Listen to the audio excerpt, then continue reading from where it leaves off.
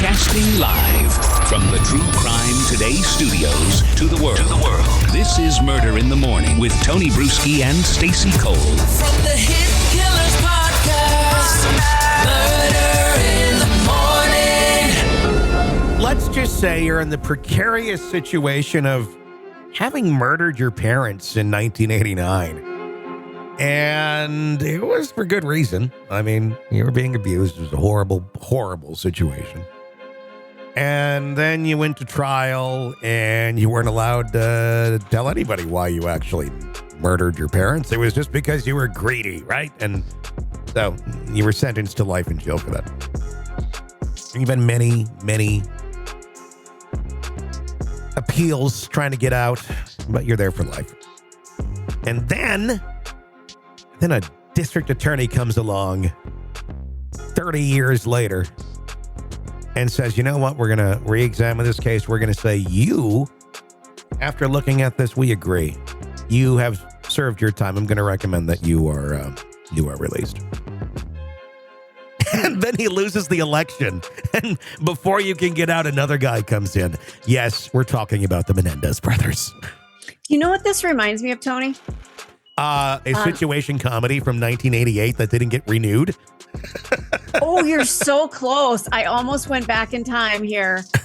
I went back to the Friends episode where Jennifer Aniston's character, Rachel, because I'm spelling it out for people who maybe are like, I've heard of Friends, might be okay.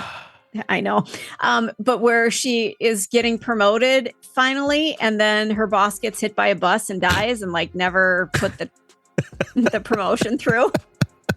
That's kind of what this feels like. Well, sorry, can't help you. Well, You're done. We're not saying that they can't get out, but it has raised some uncertainty about the fate of Erik and Lyle Menendez, who are seeking that resentencing nearly 30 years after their murder convictions. Hochman, a former federal prosecutor, emphasized he needs time to review the case thoroughly before deciding on the resentencing recommendation. That's fair. That could lead to the brothers' release. Okay, fair enough. But it's not just George Gascón, who sounds like a Disney character or a villain or something. He already did this. I'm going to just, let that be part of the record from his administration. No, we're going to take a look at this. He says, I'll have to review the confidential prison files for each brother, the transcripts from both trials, and speak to the prosecutors, law enforcement, defense counsel, and the victims' family members. Only then can I make a decision, Hochman said. He added that if more time is required, he will ask the court for an extension. Hochman takes office on December 2nd, and the resentencing hearing is scheduled for December 11th. I wonder if he can get a head start on that. Look at it now. I don't know. I imagine he's got a lot more transitional things to worry do about with this. the Menendez brothers. Right. Yeah. But yeah, I guess I can see that, hey, his license is on the line. He needs to make sure he's doing the right thing. But at the same token, do the right thing, dude. Could they? Well, they were sentenced jointly. So they were tried together. So I was going to say, could they just let one out and not the other? But it was a joint, or were they individual charges, for each of them? I have to look back. I'm not that familiar with the case anymore. It was a joint trial. I know that. So it's pretty much the same argument for both of them, I believe. So I believe that's why they would both be up for parole simultaneously and not individually, because they were charged simultaneously. Legal experts believe that the motion to resentence the Menendez brothers has significant momentum and could be difficult to stop at this point. The USC Gould School of Law professor Aya Gruber noted, unless there's some contingency that immediately bubbles up and says, this is horrible, this is a miscarriage of justice, I can't imagine that this is going to be a priority for the new DA. Gascón filed the resentencing motion in October after defense attorneys presented evidence in 23 alleging years of abuse by Jose Menendez, arguing that this history had not been adequately considered during the original trials. The brothers were convicted of first-degree murder in 96 for the 1989 killings of their parents, Jose and Kitty Menendez, in their Beverly Hills home. Lola, Marymount University law professor Lori Levinson explained that the Menendez brothers' legal strategy hinges on the court's decision regarding the resentencing. Their best door for getting relief is the motion to reduce the sentence, and that they might be able to get the court to do that. Levinson said. She added, I think that you're not going to see Hochman having a press conference about the Menendez case. He can just quietly let the court decide. Because, yeah, you got to think of that. It does have to go to the court, too. It's not just, even if Hochman says, yeah, I agree, court still has the final word.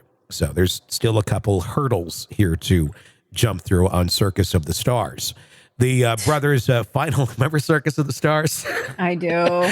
The brothers' first trial, televised and closely followed, entered in a mistrial when jurors were unable to reach a verdict. During the second trial, crucial evidence about the alleged abuse was excluded. And this is, where we're talking about earlier, leading to their conviction and life sentences without parole.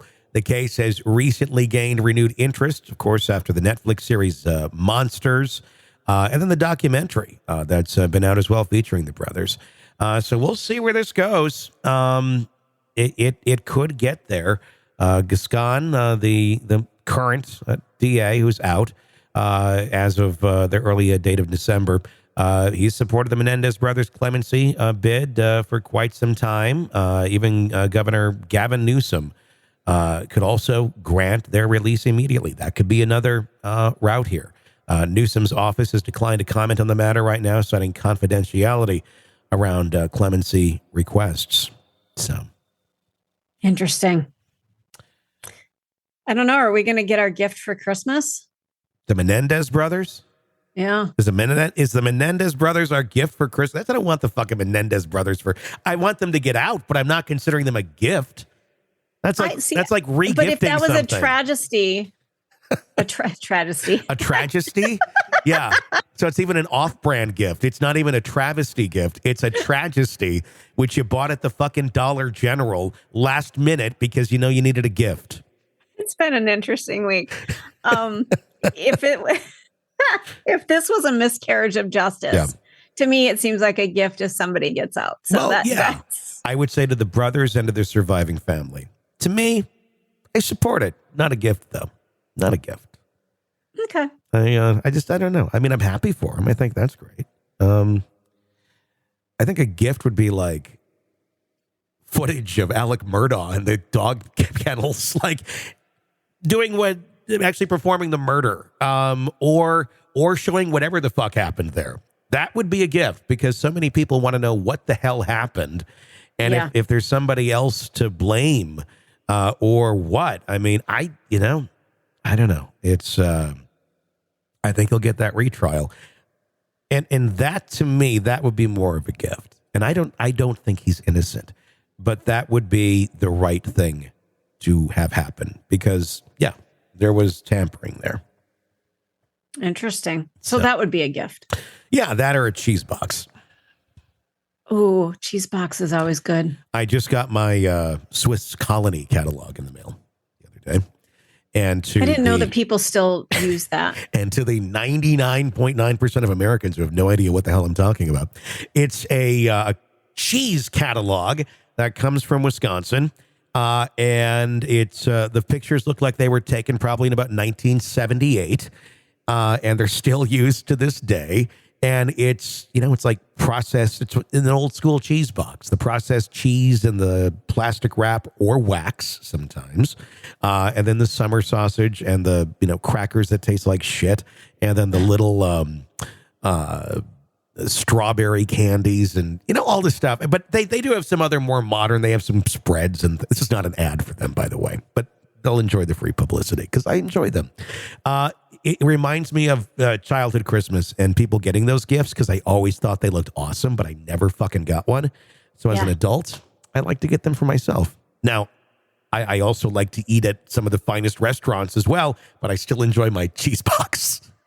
It's just delicious. It's like comfort food. It's like Kraft mac and cheese to a certain extent, Oh, yeah. It's just good. Or nacho cheese glowing from Taco Bell. That's a lovely thing. Oh God, maybe I need to look into it. What, getting me a thing of Taco Bell nacho cheese? No, the Swiss Colony stuff. Oh, it's amazing. Yeah, it's lovely. Although I I debate every year what I'm going to send our contributors.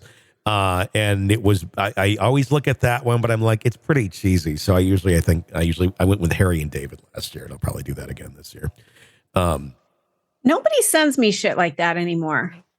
No. It's weird. I don't get, I get like tins of popcorn. Maybe I'll send you a box of pears or something. See, that would be cool. I'd be down with that. Some people would be like, I don't want a box of pears. Oh, that'd be cool. I usually send like the one that has like a couple pears and it's like chocolate and other shit. That's good. Yeah. An assortment is nice. Yes, an assortment. Somehow we got from the Menendez brothers to cheese boxes. You're welcome, everyone. Let's be honest.